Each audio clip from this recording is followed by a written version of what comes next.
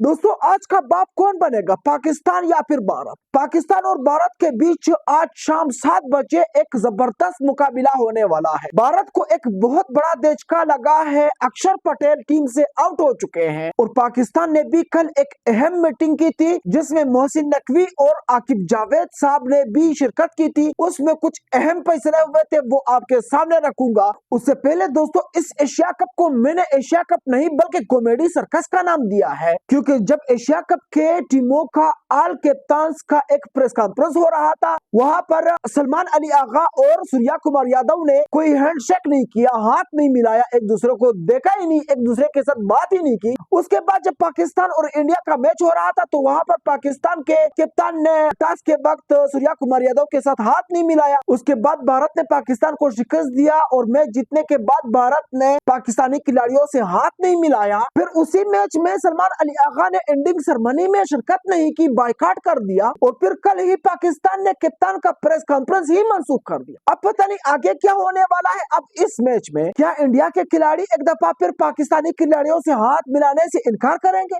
अब तो हर कोई आईसीसी का रूल तोड़ता जा रहा है।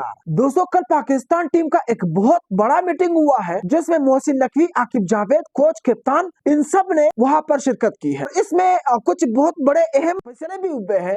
इन फैसलों में जो है एक सबसे बड़ी खबर जो है वो ये है कि साइम अयूब को अब नंबर 4 पर खिलाएंगे ये लोग और ओपनिंग जहां तक मेरा अंदाजा है साहिबजादा फरहान और फखर जमान से करवाएंगे और उसके बाद हसन नवाज को ड्रॉप किए जाने का इम्कान है, ये भी फैसला हुआ है और उसके जगह पर हुसैन तलत को ऐड कर दिया गया है टीम में। और अब जो है एक खबर ये भी उड़ती हुई आ रही है हमारे पास के पाकिस्तान टीम ने अब फैसला किया है, कोच और मैनेजमेंट ने और मोहसिन नकवी साहब ने, कि भाई पिछले जो ट्राई नेशन सीरीज हुई थी पाकिस्तान और यूएई और अफगानिस्तान के बीच और उसके बाद जो एशिया कप का पहला मरहला था उसमें पाकिस्तानी बल्लेबाजों ने इतने सिक्सेस लगाए कि बिल्कुल जो छोटे छोटे बॉलर्स थे उनका करियर ही खत्म हो गया।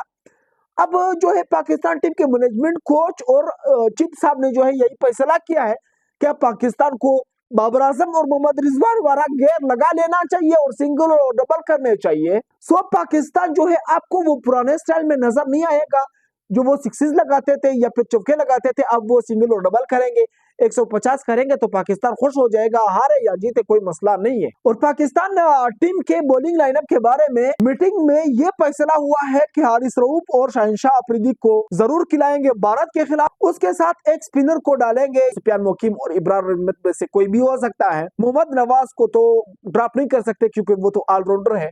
दूसरी तरफ भारत को एक बहुत बड़ा झटका लगा है जो उनका एक मायानाज ऑलराउंडर है अक्षर पटेल, जो कि ओपनिंग में भी बैटिंग कर सकता है, जो ओमान के खिलाफ उन्होंने तकरीबन नंबर 2 पे खिलाया था, उनको बैटिंग किया था, अच्छा खासा बैटिंग भी कर लेते हैं और अच्छा खासा बॉलिंग भी कर लेते हैं। अनबिलीवेबल बॉलिंग वैरायटीज है उनके पास, वो किसी भी बैट्समैन को, किसी भी टीम को नचवा सकता है, उनका दिमाग हिला सकता है, उनका दिमाग घुमा सकता है। सो बदकिस्मती से अक्षर पटेल इस बार पाकिस्तान के खिलाफ वो नहीं खेलेंगे क्योंकि ओमान के खिलाफ वो फील्डिंग के दौरान इंजरी हो चुके थे। वैसे भी भारत के पास टैलेंट तो बहुत ज्यादा है, हद से ज्यादा है, तो वो इतना बड़ा रिस्क नहीं लेंगे कि वो उनका करियर खतरे में डाले या वो उसको बचाना चाहते हैं। भारतीय टीम ने अब फैसला किया है कि हम अक्षर पटेल को बिठाएंगे और उसकी जगह पर किसी और को रिप्लेस करेंगे। वैसे अक्षर पटेल का रिप्लेसमेंट यहाँ पर नहीं है क्योंकि भारत कोई और एक ऑलराउंडर नहीं लेखा है, या वैसे हार्दिक पांड्या तो हर सूरत में ऐड होगा। अब अगर अक्षर पटेल आउट हो जाता है तो फिर जहां तक मेरा अंदाजा है उसकी जगह पर 100% अर्शदीप सिंह को ऐड कर सकते हैं।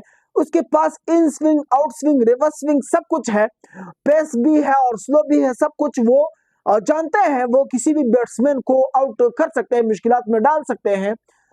सो टफ टाइम देने वाला बॉलर है अर्शदीप सिंह। अक्षर पटेल अगर होता तो फिर भारत का बैटिंग लाइनअप भी काफी मजबूत होता, लेकिन यहाँ पर अर्शदीप सिंह वो वाला बैटिंग नहीं कर सकते जो अक्षर पटेल करते हैं। दोस्तों इस एशिया कप में अभी तक किसी भी टीम ने 200 रन नहीं किए, भारत ने भी नहीं किए हैं और अब जो है सिस्टम भी चेंज हुआ है। आपको पता है कि भारत ने जो है तकरीबन ओमान के खिलाफ बहुत मुश्किल से फतह हासिल की थी। 187 रनों का टारगेट भारत ने दिया था, लेकिन पीछे से उन्होंने भी जबरदस्त बैटिंग की थी और भारत विकेट भी नहीं ले पाए थे।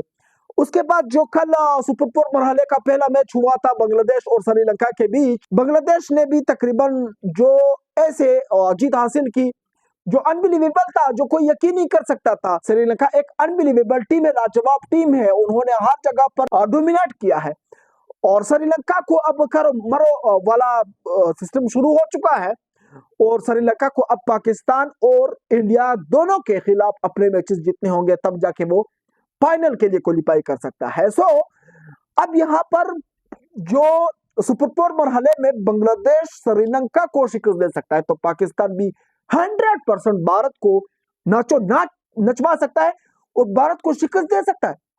सो दोस्तों, आप लोगों का इस रिपोर्ट पर क्या कहना? अगर आप लोगों को वीडियो पसंद आई है तो वीडियो को लाइक मारो यार, अपने दोस्तों के साथ शेयर कर दो। मैं चलता हूँ, इंशाल्लाह नेक्स्ट वीडियो में मिलूंगा अगर जिंदगी रही। अल्लाह हाफिज।